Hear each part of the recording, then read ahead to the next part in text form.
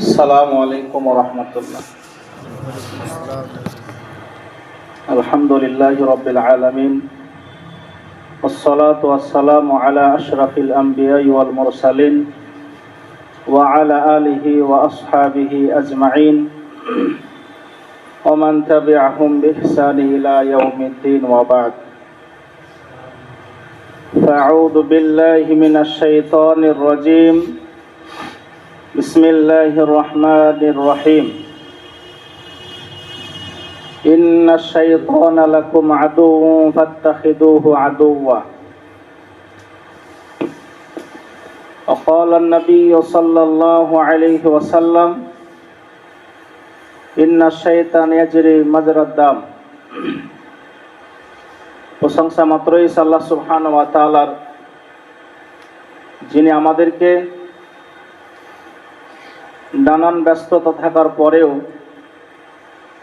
আল্লাহ সুবহানাহু ওয়া তাআলা আমাদেরকে কিছু কোরআন এবং সহিহ হাদিস শোনার জন্য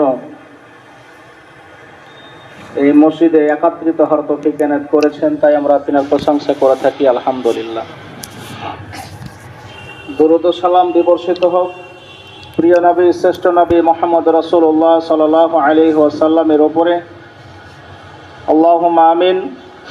আল্লাহুম্মা সাল্লি আলাইহি, আল্লাহুম্মা বারিক আলাইহি। সম্মানিত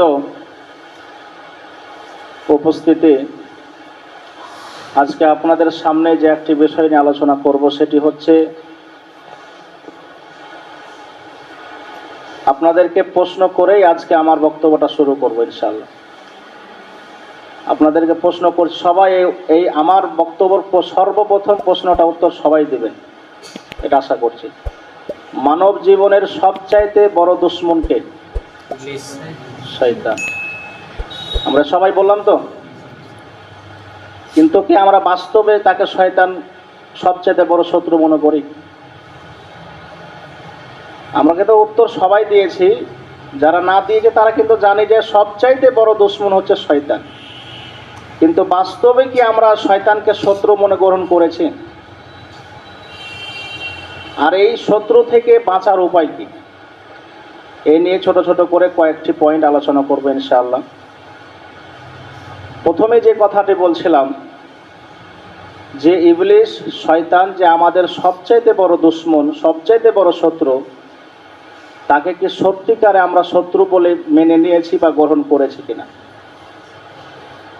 এই ব্যাপারে যদি আমরা বলি, তাহলে আমরা অধিকাংশ মানুষ আমরা শয়তানকে শত্রু বলে মনে করিনি।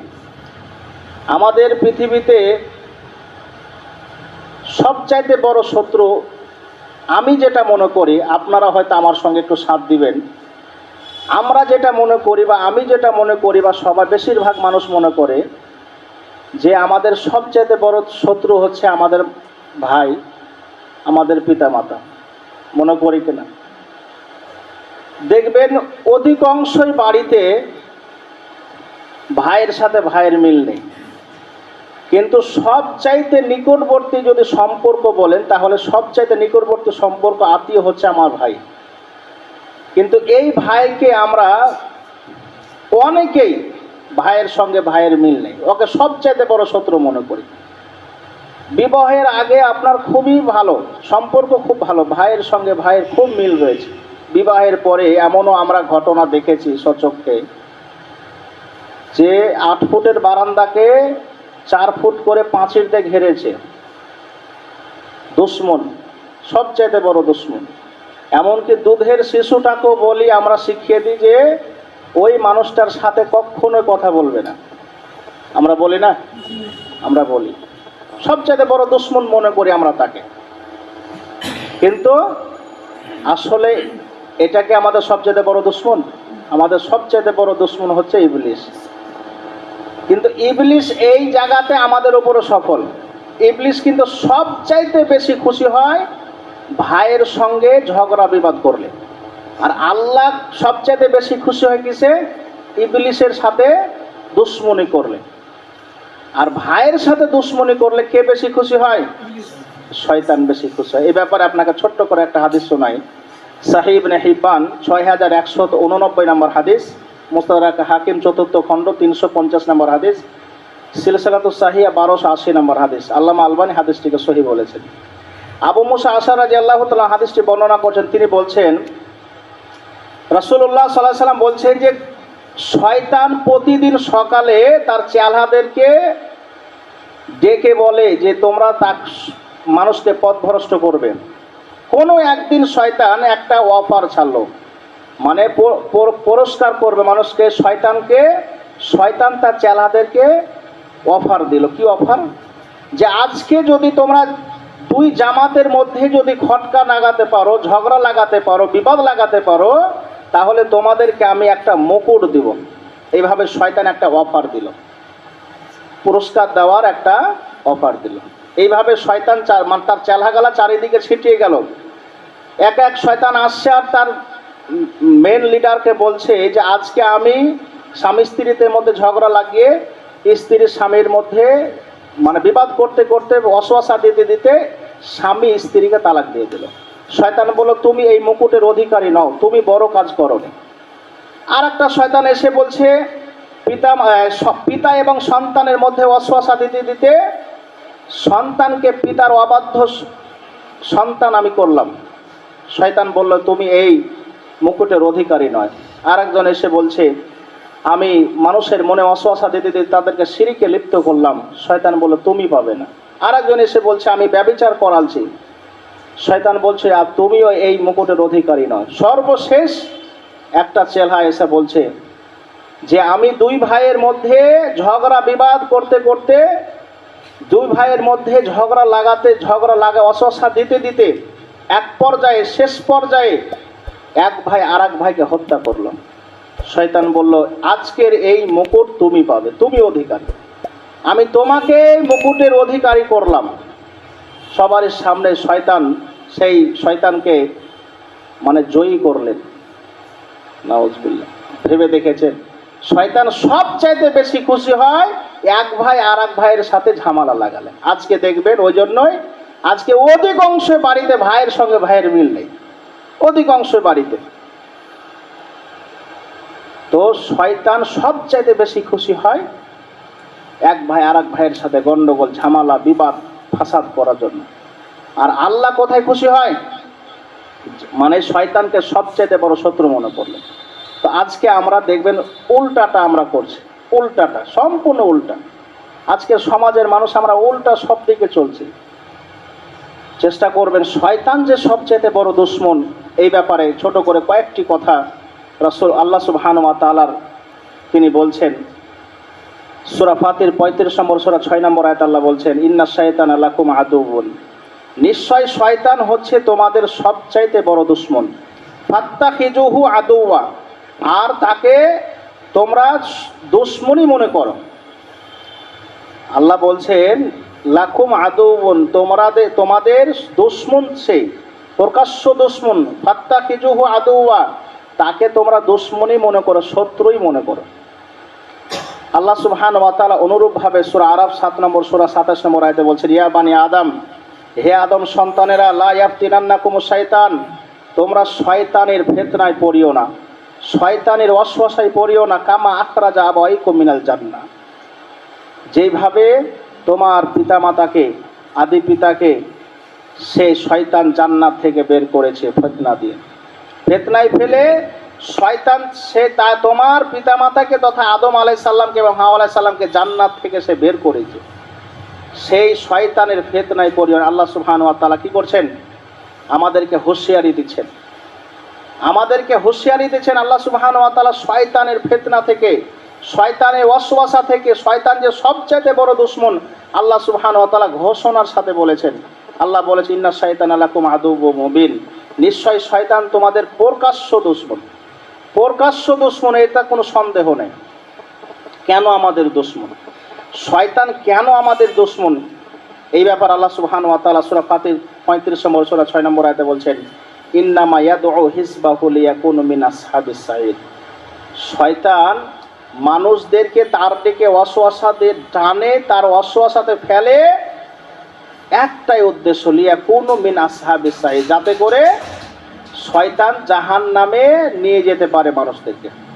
মিন আসহাবিস সাঈর, শয়তান যেন তার দলবল ভারী করতে পারে জাহান্নামে, এজন্য শয়তান মানুষদেরকে ডাকে।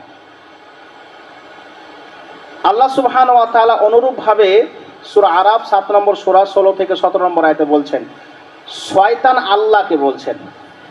কেন শয়তান আমাদের দুশমন? আল্লাহ মানে পরিচয় দিচ্ছেন কেন আমাদের শয়তান দুশমন। সেই শয়তানের ব্যাপারে আল্লাহ সুবহানাহু ওয়া তাআলা ঘোষণার সাথে বলছেন, শয়তান আল্লাহকে বলছেন, কি বলছেন? ক্বালা ফাবিমা আগওয়াইতানি, হে আমার প্রতিপালক, আপনি আমাকে বিপদগামী করলেন, আপনি আমাকে জান্নাতের পথ থেকে দূরে সরিয়ে দিলেন, আপনি আমাকে পথভ্রষ্ট করলেন। মনে রাখবেন, লা আকুদান্না, আমি উৎ পেতে বসে থাকবো, লাহুম সিরাতাকাল মুস্তাকিম, সোজা সঠিক পথে, সরল পথে আমি উৎ পেতে বসে থাকবো। সুম্মা লাতিয়ান্নাহুম মিন বাইনি আইদিহিম, আমি তাদেরকে সামনে দিক দিয়ে ফিতনায় ফেলবো। ওয়া মিন খালফিহিম, তাদেরকে আমি পিছন দিক দিয়ে ফিতনায় ফেলবো। ওয়ান আইমানিহিম ওয়ান শিমাইলিহিম, তাদেরকে ডানে বামে চতুর্দিক দিয়ে আমি তাদেরকে ফিতনায় ফেলবো। কথাটা বুঝতে পারছেন? শয়তান, আল্লাহ কেন শয়তান থেকে আমাদেরকে মানে বাঁচতে বলছে, এটা তার প্রমাণ। শয়তান আল্লাহর কাছে ওয়াদা করেছে যে আপনি আমাকে পথভ্রষ্ট করলেন, আপনি আমাকে বিপদগামী করলেন। মনে রাখবেন, লাকুদান্না, আমি উৎ পেতে বসে থাকবো, সরল পথে আমি উৎ পেতে বসে থাকবো, তাদেরকে চতুর্দিক দিয়ে আমি তাদেরকে পথভ্রষ্ট করব। এটা শয়তান ওয়াদা করেছে আল্লাহর কাছে।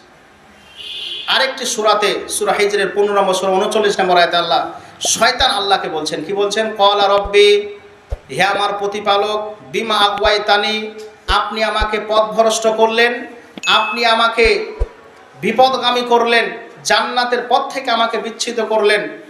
মনে রাখবেন, লা উযাইনান্না লাহুম ফিল আরজ, আমি জমিনে পৃথিবীতে মানুষের কাছে পাপটাকে আমি শোভনীয় করে তুলব।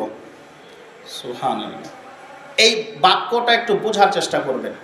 শয়তান কি বলছে আল্লাহকে? লা উযাইনান্না, আমি পৃথিবীতে মানুষদের কাছে পাপগুলোকে, গুনহার কাজকে শোভনীয় করে তুলব, মজার করে তুলব, যারা পাপ করে তারা মজা পায়। ওয়ালা উগবিয়ান্নাহুম আজমাইন, এবং তাদেরকে আমি সকলকে কি করব? পথভ্রষ্ট করার চেষ্টা করব। প্রথম অংশে শয়তান কি বলছে আল্লাহকে? লা উযাইনান্না, তাদের কাছে আমি পাপকে শোভনীয় করে তুলব। বলেন তো, আজকে এই যে আপনারা মানুষ বসে আছেন, অধিকাংশ মানুষ আজকে বাইরে বসে আছে, পাপকে যে শোভনীয় করে তুলবে তার একটা আপনাকে উদাহরণ দিই। ধরে নেন আমরা অনেকেই জালসা শুনতে যাই কি যাই না? জালসা শোনার প্যান্ডেলে দেখবেন মানুষ বেশি থাকে না, মেলাতে মানুষ বেশি থাকে? মেলাতে বেশি থাকবে। কারণ বলেন তো, জালসা শোনা পাপ না মেলাতে ঘোরা পাপ? মেলাতে ঘোরা পাপ। তো লোকগালা কোথায় বেশি থাকে, মেলাতে না জালসায়? আপনার এতি প্যান্ডেলে আপনার জালসাতে বেয়াতি থাকে, মেলাতে বেশি থাকে।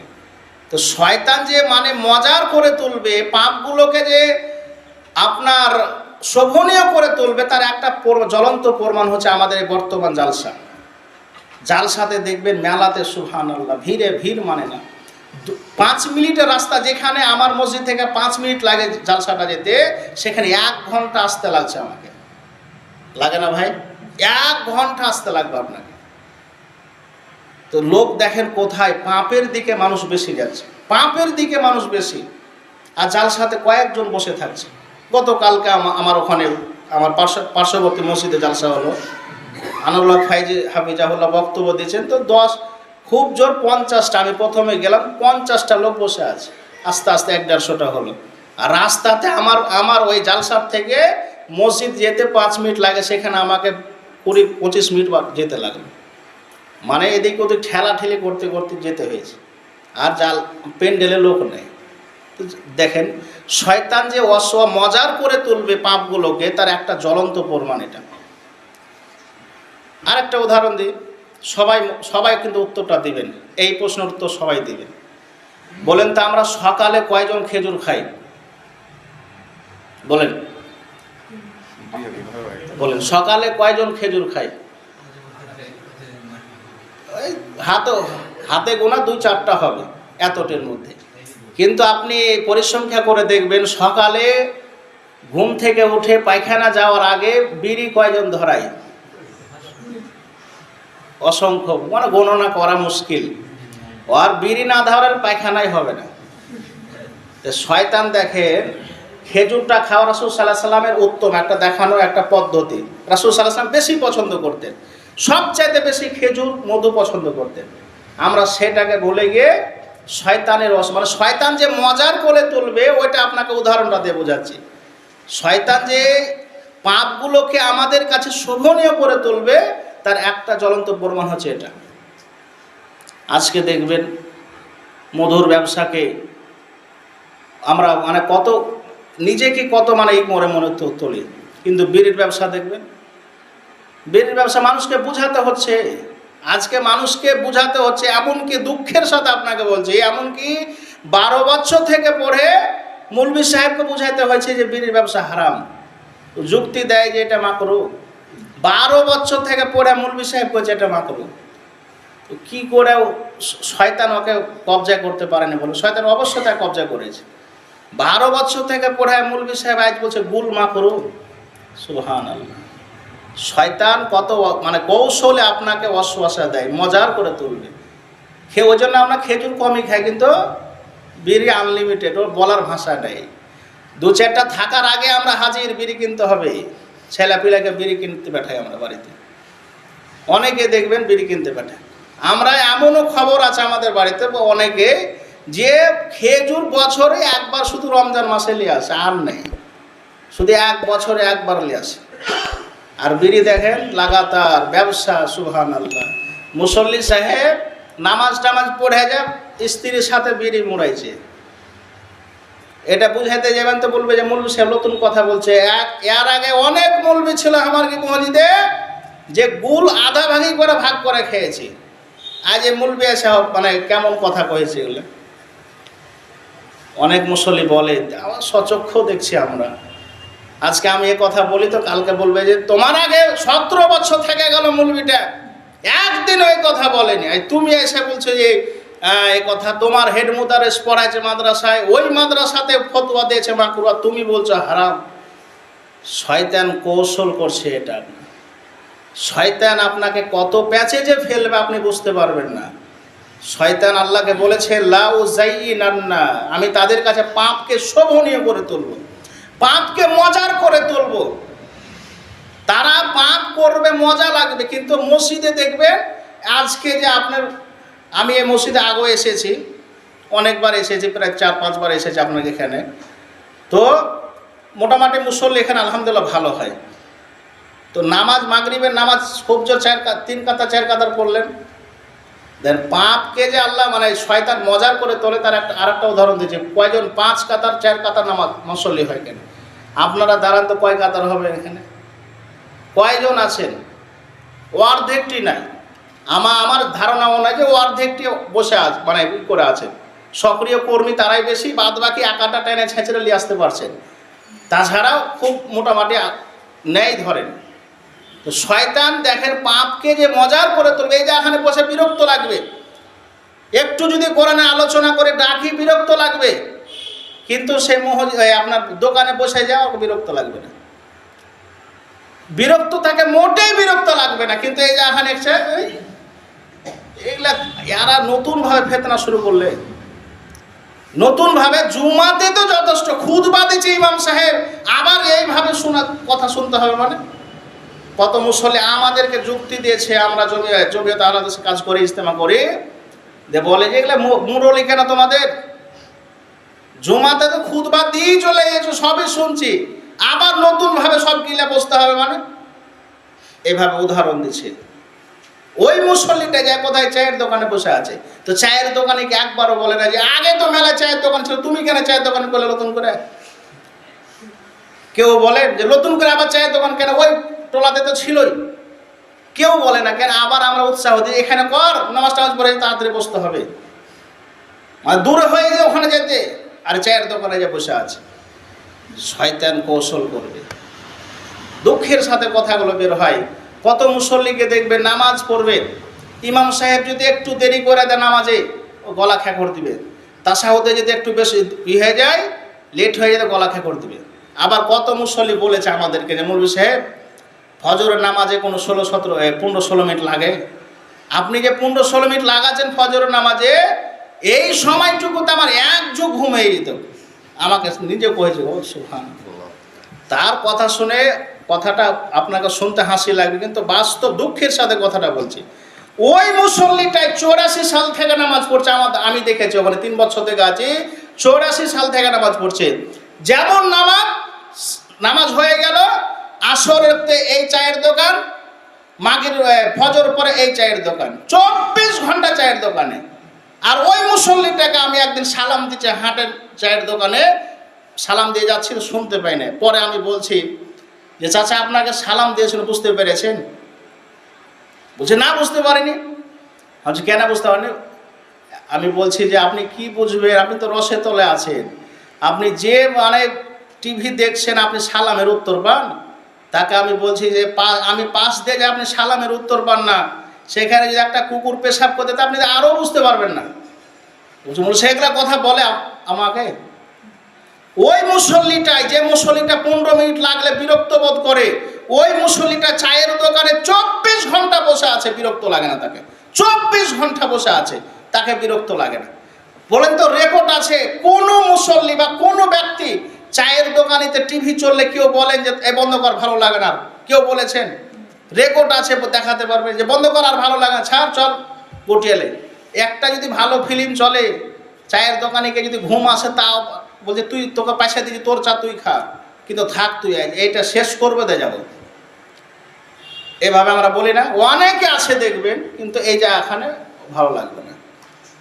পাপকে যে শয়তান শোভনীয় করে তুলবে, একাধিক আপনাকে এইভাবে আমি কথা বলতে পারবো। আজকে আমাদের সমাজের মানুষ, শয়তান আল্লাহকে বলছেন, আল্লাহ তুমি আমাকে বিপদগামী করলে, তুমি আমাকে পথভ্রষ্ট করলে, মনে রাখবে, আপনি মনে রাখবেন, লাউ যাইনান্না লাহুম ফিল আরজ, আমি মানুষকে পৃথিবীতে, মানুষকে আমি তাদের সামনে পাপকে শোভনীয় করে তুলবে। তারা পাপে পাপ হয়ে যাবে, পাপকে তারা সাপোর্ট করবে বেশি, তারা পাপ জিনিসকে বেশি সাপোর্ট করবে, হক দাওয়াতের জিনিসকে বেশি তারা সাপোর্ট করবে না। সম্মানিত উপস্থিতি, এই জন্যই শয়তানকে আমাদের জীবনের সবচাইতে বড় শত্রু মনে করতে হবে। শয়তান থেকে আমাদেরকে বাঁচতে হবে, এই দুশ্মন থেকে আমাদেরকে বাঁচতে হবে। চেষ্টা করবেন, আল্লাহ যেন আমাদের কবুল করে, বলেন আমিন। এই দুশ্মন থেকে, এই শত্রু থেকে বাঁচার কয়েকটি ছোট ছোট করে পয়েন্ট বলবো, আমার বক্তব্য শেষ করবো ইনশাআল্লাহ। শয়তান থেকে বাঁচার প্রথম যেটা আল্লাহ সুবহানাহু ওয়া তাআলা শিখাচ্ছেন, সেটা হচ্ছে শয়তান থেকে আমাদেরকে সব সময় পরিত্রাণ চাইতে হবে। শয়তান থেকে আল্লাহর কাছে শয়তান থেকে কি করতে হবে? পরিত্রাণ চাইতে হবে। আল্লাহ সুবহানাহু ওয়া তাআলা বলছেন সূরা আরাফ 7 নম্বর সূরা 200 এবং 201 নম্বর আয়াত, আল্লাহ বলছেন ও মিম্মা ইয়ানজাগান্না মিনাশ শাইতান, তোমাদের কাছে যখন শয়তানের কোনো ওয়াসওয়াসা দেয়, শয়তান যখন ওয়াসওয়াসা দিবে, নাজগুন ফাস্তাঈদ বিল্লাহ, তখন তোমরা সঙ্গে সঙ্গে আউযু বিল্লাহি মিনাশ শাইতানির রাজিম পড়বে, সঙ্গে সঙ্গে শয়তান থেকে পানাহ চাইবে। আল্লাহ সুবহানাহু ওয়া তাআলা বলছেন ইন্নাহু সামিউন আলিম, নিশ্চয় আল্লাহ সুবহানাহু ওয়া তাআলা সবচেয়ে তিনি বেশি শুনেন এবং তিনি বেশি জানেন। তাহলে প্রথম আয়াত আল্লাহ সুবহানাহু ওয়া তাআলা বলছেন, যখনই শয়তানের ওয়াসওয়াসা দিবে, সঙ্গে সঙ্গে তুমি কি করবে? আল্লাহর কাছে পানাহ চাইবে শয়তান থেকে। তারপর আল্লাহ বলছেন ইন্নাল্লাযীনা তাকাউ ইযা মাসসাহুম তাঈফুম মিনাশ শাইতান, যখন সবচাইতে মুত্তাকি ব্যক্তি হচ্ছে সে, ইন্নাল্লাযীনা তাকাউ, সবচাইতে মুত্তাকি ব্যক্তি হচ্ছে সে, আল্লাহ ভীরু ব্যক্তি হচ্ছে সে, ইযা মাসসাহুম তাঈফুম মিনাশ শাইতান, যখন তাদের অন্তরে শয়তানের ওয়াসওয়াসা আসে, যখন তাদের অন্তরে শয়তানের ওয়াসওয়াসা আসে, তাযাক্কারু, সঙ্গে সঙ্গে সে আল্লাহর কাছে স্মরণ করতে থাকে, আল্লাহকে স্মরণ করতে থাকে, ফাইজা হুম মুবসিরুন, সঙ্গে সঙ্গে তার বিবেচনা শক্তি জাগ্রত হয়ে ওঠে, আমি এটা ভুল করছি, এটা শয়তানের কাজ, আমার বাড়িতে বিড়ি থাকবে, এটা আমি ভুল করছি, এটা হারাম, অনেকবার শুনেছি এটা হারাম। সঙ্গে সঙ্গে আপনার বিবেচনা শক্তি জাগ্রত হয়ে উঠবে, আপনি মসজিদে না থেকে চায়ের দোকানে বেশি বসছেন, জানবেন যে আপনাকে শয়তান এটা বিবেচনা শক্তি, আর শয়তান আপনাকে এটা অশ্বাসা দিচ্ছে, আপনার বিবেচনা শক্তি জাগ্রত হয়ে উঠবে। আপনার দ্বারাই পাপ হলে আপনি সঙ্গে সঙ্গে আপনি কি করবেন? শুধরানোর চেষ্টা করবেন, সঙ্গে সঙ্গে আপনি শুধরাবেন। যেমন মায়েজাল আসলামী সঙ্গে সঙ্গে তার সংশোধন করেছিলেন। কোনো একদিন মদিনায় আল্লাহ রাসূল সাল্লাল্লাহু আলাইহি সাল্লামের কাছে এসে মায়েজাল আসলামী বলছেন, আল্লাহ নবী, আমি জেনা করে ফেলেছি, আমি ব্যভিচার করেছি, আপনি আমাকে পবিত্র করুন। আল্লাহর নবী কিছুই তাকে বললেন না, তার দিক থেকে মুখটা ঘুরিয়ে নিলেন। পরবর্তীতে আবার মায়েজাল আসলামী বলছেন, আল্লাহ নবী, আমি জেনা করেছি, আমি ব্যভিচার করেছি, আপনি আমাকে পবিত্র করুন, আপনি আমাকে জাহান্নামের পথ থেকে বাঁচিয়ে নিন, আপনি আমাকে পবিত্র করুন। মায়েজাল আসলামীর কাছ থেকে তারপরেও আল্লাহ নবী তার উত্তর দিলেন না। তৃতীয়বারের বেলায় মায়েজাল আসলামী বলছে, আল্লাহ নবী, আপনি আমাকে পবিত্র করুন, আমি জেনা করেছি। সাহাবীদেরকে আল্লাহ নবী বলছেন, দেখো তো মায়েজাল আসলামীর বিবেক ঠিক আছে কিনা, তার মাথা ঠিক আছে কিনা, সে এই কথা কেন বলছে। আল্লাহর নবী সাহাবীদেরকে বলছেন, সাহাবীরা বলছেন, আল্লাহ নবী, মায়েজাল আসলামীর বিবেক ঠিক আছে, সব ঠিক আছে, তার বিবেক বুদ্ধি সব ঠিক আছে। আল্লাহর নবী মায়েজাল আসলামীকে ডাকলেন, ডেকে বলছেন, মায়ের, তুমি কি যেভাবে বিবাহিতা পুরুষ মহিলা মিলন করে ওইভাবে কি তুমি মিলন করেছো? মায়েজাল আসলামী বললেন, আল্লাহ নবী, জি, আমি সেইভাবে মিলন করেছি। মায়েজাল আসলামীর আল্লাহর নবী সাহাবীদেরকে অর্ডার করলেন, সাহাবীরা তাকে পাথর ঢেল মেরে মারতে মারতে তাকে সেখানে মেরে ফেললেন। আল্লাহর নবী পরবর্তীতে একটি ঘটনা শুনতে পেলেন, একটি কথা শুনতে পেলেন যে সাহাবীরা যখন মায়েজাল আসলামীকে মারছেন, তখন মায়েজাল আসলামী রক্তগুলো সাহাবীদের গায়ে লাগছেন। তারা সাহাবীরা সেটাকে ঘৃণা মনে করছেন, নোংরা মনে করছেন। আল্লাহর নবী সাহাবীদেরকে ডেকে বলছেন, শোনো, মায়েজাল আসলামী এত বড় তওবা করেছে, মায়েজাল আসলামী এত বড় তওবা করেছে, আজ যদি মায়েজাল আসলামীর এই তওবাটা মদিনায় শহরে বন্টন করে দেওয়া সম্ভব হয়, তাহলে পুরো মদিনাবাসী মাপ পেয়ে যাবে। সুবহানাল্লাহ, মায়েজাল আসলামী এত বড় তওবা করেছে। বলেন তো, মায়েজাল আসলামী যে জেনা করেছিল, সে মহিলাটার সে আর আল্লাহ ছাড়া কেউ জানতো? কেউ কি ধরে নিয়ে যে আল্লাহ নবীর কাছে নিয়ে গেছিল? না, নিজে যে বলছে, আল্লাহ নবী, আমি পাপ করেছি, আপনি আমাকে পবিত্র করুন, আমি নিজে পাপ করেছি, আল্লাহ নবী, আমি জেনা করেছি। জানে জেনা করে মরলে সে তার জাহান্নাম যেতে হবে, তাকে জাহান্নামের ভয়াবহতা তার অন্তরে আছে। সে জানে যে শয়তান আমাকে ওয়াসওয়াসা দিয়ে আজকে জেনায় লিপ্ত করেছে। সঙ্গে সঙ্গে মায়েজাল আসলামী আল্লাহর নবীর কাছে গিয়ে স্যালেন্ডার হয়ে তার তওবাকে কি করলেন, তার গুনাহকে নিজে মাথা নত করে সেই পৃথিবীতে তাকে কি করে দেওয়া হলো, শেষ করে দেওয়া হলো, তার আপনার গুনাহটাকে মিটিয়ে দেওয়া হলো। সুবহানাল্লাহ। আপনি বলুন তো, আজকে আমাদের সমাজের মানুষ দেখেন তো, নানান পাপে জড়িত, সুদের সাথে জড়িত, ঘুষের সাথে জড়িত, আপনার বিড়ি সিগারেট নেশাদার দ্রব্যের সাথে জড়িত, বাড়িতে বেরি চলছে, আর সে ষাঁড়ের মতো ঘুরে বেড়াচ্ছে, আমি পাপ করি না। সুদ খাচ্ছে, আবার ওই সুদের টাকা দিয়ে সাদা সাদা দাড়িকে রং করছে। সুবহানাল্লাহ, সুদের টাকা দিয়ে সাদা সাদা দাড়িকে রং করছে, সিদ্ধে ঠুকে বলছে, মৌলভী সাহেব, মার্বেলের টাকা কয় টাকা লাগবে, অর্ধেক আমি দিব। মানে অহংকারের সাথে বলছে। মনে রাখবেন, এটা কোনোদিন তাকওয়া হতে পারে না। আরে শয়তানকে সব সময় আপনাকে পরিত্রাণ চাইতে হবে, সব সময় পরিত্রাণ চাইতে হবে, আপনাকে শুধরাতে হবে, চেষ্টা করতে হবে। ভুল হয়েছে, সঙ্গে সঙ্গে আপনাকে আল্লাহ সুবহানাহু ওয়া তাআলার কাছে শয়তান থেকে পরিত্রাণ চাইতে হবে। আর শয়তান এগুলো লেগেই আছে, কিভাবে তাকে মানে পাপটাকে মানে তাকে। আপনি বলবেন, তাহলে মৌলভী সাহেব, বিড়ি না বাঁধলে কি করে খাবো? বলেন তো, যে মাতৃগর্ভে ভূমিষ্ঠ হয়ে আপনাকে বলেছিল যে তুই তুই সব কাজ করবি, এতদিন খাইলে কি? মাতৃগর্ভে আপনাকে কে খাওয়ালে? আল্লাহ খাওয়াচ্ছে। আপনাকে কিভাবে পৃথিবীতে এসেছেন আল্লাহ আপনাকে বলেনি? এই কোরআনের আয়াত আপনি পড়েননি?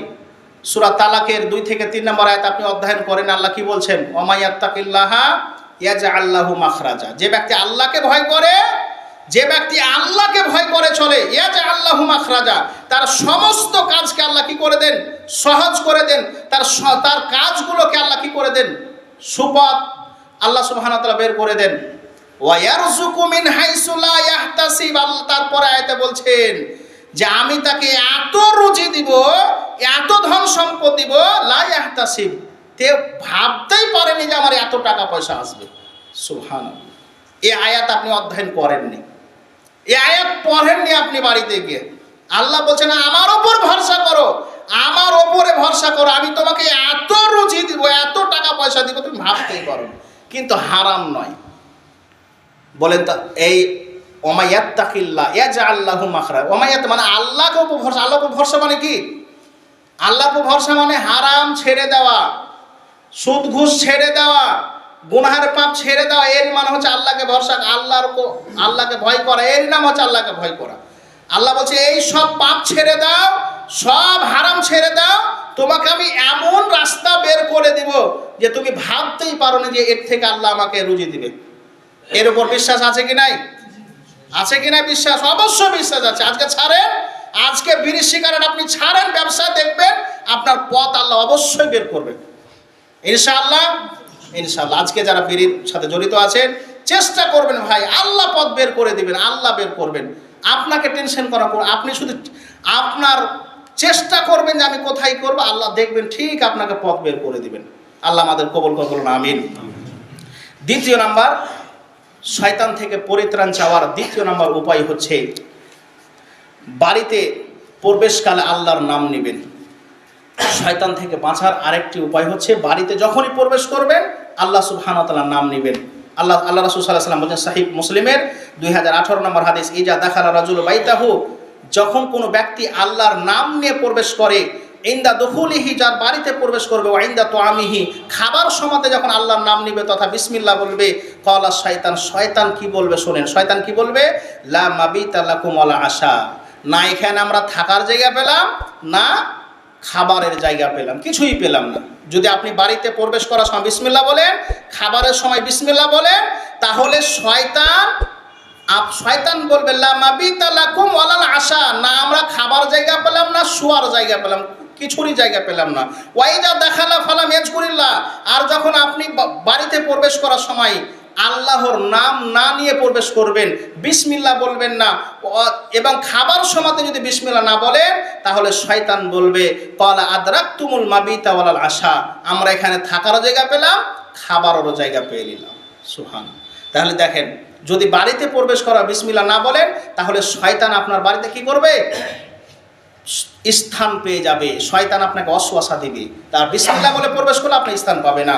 3 নাম্বার হচ্ছে বাড়িতে প্রবেশ, বাড়িতে থাকাকালীন বিশেষ করে বাড়িতে সূরা বাকারা তেলাওয়াত করবেন, তাহলে ওই বাড়িতে শয়তান থাকে না। রাসূলুল্লাহ সাল্লাল্লাহু আলাইহি ওয়াসাল্লাম সহিহ মুসলিমের 780 নম্বর হাদিসে বলেছে, লা তাজআলু বুয়ুতাকুম মাকাবিরা, তোমরা তোমাদের বাড়িকে কবর বানায়ও না।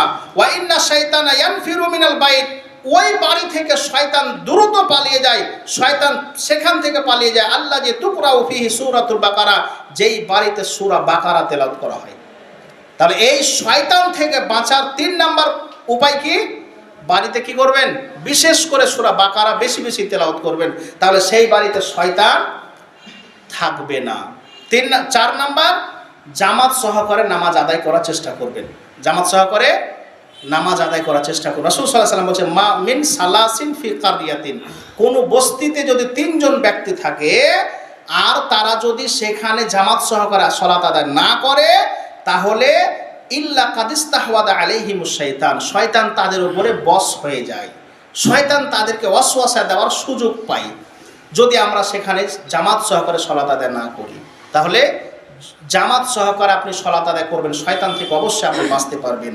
5 নাম্বার হচ্ছে হাই তোলার সময় কি করবেন, মুখে হাত দিবেন।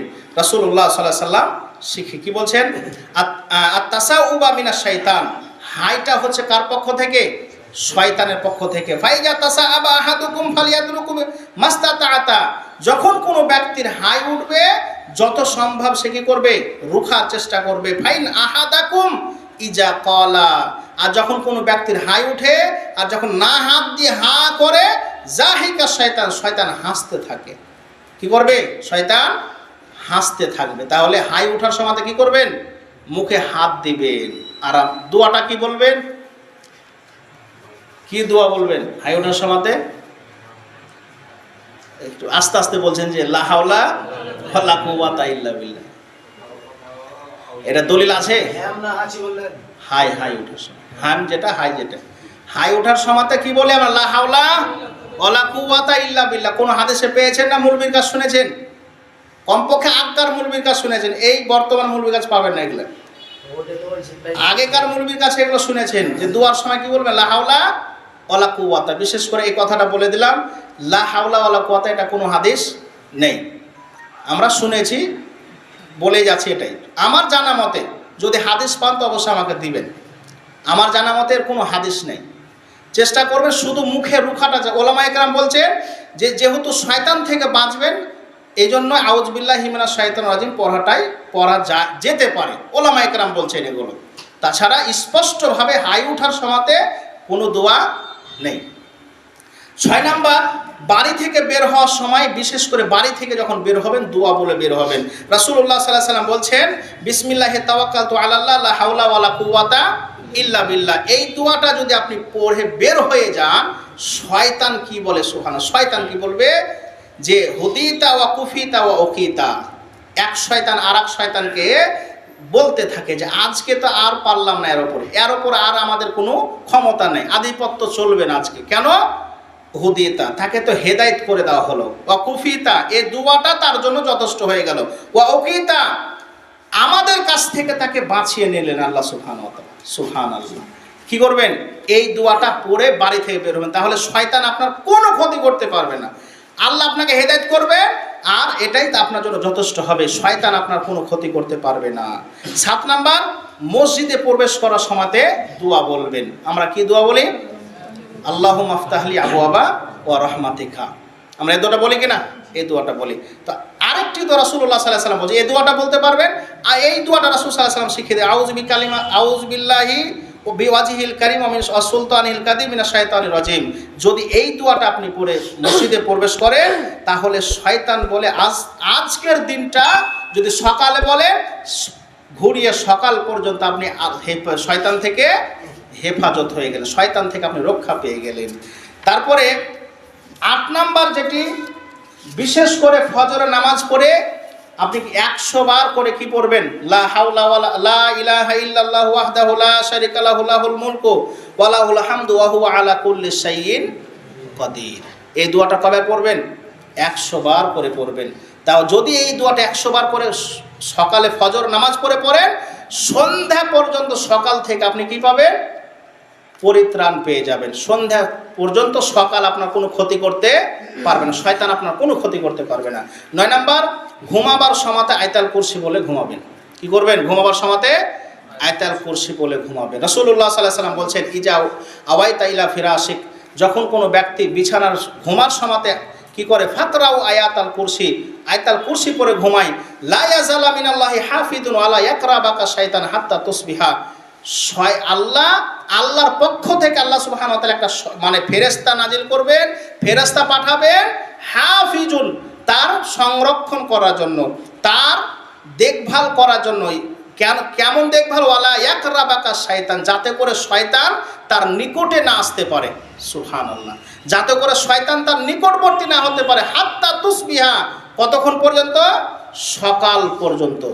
ঘুমার সময় যদি আয়াতুল কুরসি পড়েন তাহলে সকাল পর্যন্ত একজন ফেরেশতা আপনার দেখভাল করার জন্য কি করবে?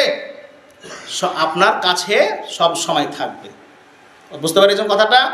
তারপরে শেষের যেটি বিষয়, শেষের যেটি পয়েন্ট, সেটি হচ্ছে স্ত্রীর সঙ্গে মিলামিশা করার আগে কি করবেন? দোয়া বলবেন। স্ত্রীর সঙ্গে মিলামিশা করার আগে কি বলবেন? এই দোয়াটি বলবেন, বিসমিল্লাহি আল্লাহুম্মা জান্নিবনা শাইতানা ওয়া জান্নিবিশ শাইতানা মা রাযাকতানা। এই দোয়াটা যদি পড়েন আপনি আল্লাহ বিসমিল্লাহ আল্লাহর নামে শুরু করছেন, জান্নিবনা শাইতানা, হে আল্লাহ আপনি আমাদের শয়তান থেকে বাঁচান, ওয়া জান্নিবিশ শাইতানা মা রাযাকতানা, আর আপনি যেটা আমাদেরকে দান করবেন, যে ছেলে যা দান করবে তাকে শয়তান থেকে পরিত্রাণ দেন। তাহলে শয়তান থেকে বাঁচতে গেলে কি বলবেন? স্ত্রীর সাথে মিলন করার আগে এই দোয়াটা বলবেন। তো যাই হোক, 10টি পয়েন্ট আপনাদের সামনে আলোচনা করলাম। প্রত্যেকটা পয়েন্ট আমরা কর্মে বাস্তবায়ন করব, আর এই সবচাইতে বড় শত্রু থেকে আমরা বেঁচে থাকবো। সব সময় চেষ্টা করতে হয় বড় শত্রু থেকে। আর এই শত্রুর মূল উদ্দেশ্য হচ্ছে আমাদেরকে জাহান্নামে নিয়ে যাওয়া। আল্লাহ যেন আমাদেরকে সবচাইতে বড় শত্রু থেকে আমাদেরকে বাঁচিয়ে রাখে, বলুন আমিন। এই বলে আজকে আমার এখান থেকে সংক্ষিপ্ত আলোচনা শেষ করলাম। আল্লাহ যেন আমাদেরকে কাবিল কবুল করে দেন, বলুন আমিন। আল্লাহকে আমরা যেন আজকে যেভাবে উপস্থিত হয়েছি, আল্লাহ যেন পরবর্তীতে আমরা এভাবে উপস্থিত হতে পারি। আল্লাহ তুমি কবুল কর, বলুন আমিন। এই বলে আজকে এখান থেকে আমার বক্তব্য করছি।